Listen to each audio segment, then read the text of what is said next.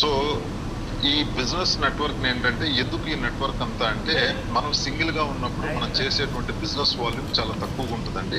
So మన దగ్గర ఉన్నటువంటి ప్రాపర్టీని సేల్ చేయాలి అంటే కూడా చాలా కష్టంగా ఉండేటువంటి పరిస్థితి. అంటే మనం ఒక 10 మంది అసోసియేట్స్ కో లేదంటే ఒక 100 మందికో మన స్టేటస్ లో పెట్టినప్పుడు మాత్రమే ఆ ప్రాపర్టీ గురించి తెలిసేటువంటి అవకాశం ఉంటుంది. కానీ మన ఊర్లో వాళ్ళే కొనరండి ప్రాపర్టీ, చుట్టుపక్కల ఊర్లో వాళ్ళు కూడా కొనరు. సో వాళ్ళందరికీ రీచ్ ఎలా వెళ్ళిందంటే, మన ఈ అసోసియేట్ నెట్వర్క్ ద్వారా వాళ్ళందరికీ కూడా మన దగ్గర ఉన్నటువంటి ప్రాపర్టీ రీచ్ అయ్యేటువంటి అవకాశం ఉంటుంది. కాబట్టి దాన్ని probability of selling that property అనేది మన దగ్గర మన ఈ నెట్వర్క్ లో చాలా ఈజీగా జరిగేటువంటి పరిస్థితి ఉంటుంది. సెకండ్ పాయింట్ వచ్చేటప్పటికే డిజిటల్ మార్కెటింగ్. ఇవాళ ప్రతి బిజినెస్ కూడా అండి, గుంటూరులో మాది గుంటూరు అండి. సో గుంటూరులో ఒక పానీపూరి చాట్ బండి దగ్గర నుంచి, బజ్జీ బండి దగ్గర నుంచి ఇవి కూడా ఈ బ్లాగర్స్ కానీ లేకపోతే ఈ బ్లాగర్స్ ఉంటారు. సో వాళ్ళ ద్వారా ఈ ఇన్స్టాగ్రామ్ ఇన్ఫ్లుయెన్సర్స్ ద్వారా వాళ్ళ బిజినెస్ ని పెంచుకుంటా ఉన్నారు. ఈ ఏరియాలో పానీపూరి ఉంటుంది. సో ఇదంతా కూడా digital marketing, social media marketing లో భాగంగా వాళ్ళ బిజినెస్ ని పెంచుకోవడానికి, రెవెన్యూస్ ని జనరేట్ చేయడానికి వాళ్ళు ఈ సోషల్ మీడియా ప్లాట్ఫామ్స్ ని వాడుతూ ఉన్నారు.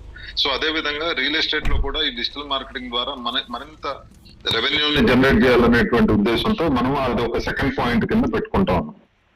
మూడోది వచ్చేటప్పటికే ఈ సెక్టర్ లో డబ్బు ఉన్నదన్నది చాలా వాస్తవం అండి. సో దీంట్లో కొత్తగా చాలా మంది వస్తా ఉన్నారు. ఎందుకు వస్తున్నారు, ఎలా వస్తున్నారు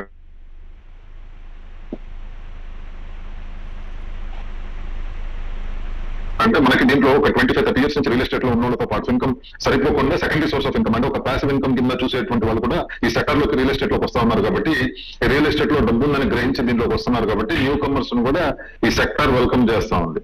అయితే మీరు చూస్తే ఈ రియల్ ఎస్టేట్ లో అంటే ఇంత ముందు పాత సినిమాల్లో మనం చూసేవాళ్ళం అండి. ఓ హీరో పొద్దున్నే పేపర్ వేయటం, తర్వాత ఇంకో చోట ఎక్కడో పని చేయటం, తర్వాత రిక్షా దొక్కటం, లేకపోతే ఆటో వేయటం, ఇవన్నీ చేస్తా ఉండేవాళ్ళు. ఎందుకు చేసేవాళ్ళు అంటే సెకండరీ సోర్స్ ఆఫ్ ఇన్కమ్. కానీ ఇవాళ సరిపోవట్లా. ఇవాళ ఏంటంటే ఇన్స్టెంట్ అంటే మన స్టాండ్ ఆఫ్ లివింగ్ కానీ ఎక్స్పెండిచర్స్ కానీ పెరిగిపోయినాయి. అంటే పిల్లల స్కూల్ ఫీజుల దగ్గర నుంచి, కాలేజీ ఫీజు దగ్గర నుంచి, మెడికల్ ఎక్స్పెండిచర్ దగ్గర నుంచి, తర్వాత వస్తువులు మనం వాడుకునే వస్తువులు కూడా నిత్యావసరాల నుంచి అవి ఇంతకుముందు విలాస వస్తువులుగా ఉన్నాయి కూడా ఈ రోజు నిత్యావసరాలుగా మారిపోయినటువంటి పరిస్థితి. ఎలా అంటే ఇంతకుముందు ఏసీ అనేది ఒక విలాస వస్తువు, కానీ ఇవాళ పెరుగుతున్న ఉష్ణోగ్రతల రీత్యా ఏసీ అనేది ఒక నెసిటీ అయిపోయింది.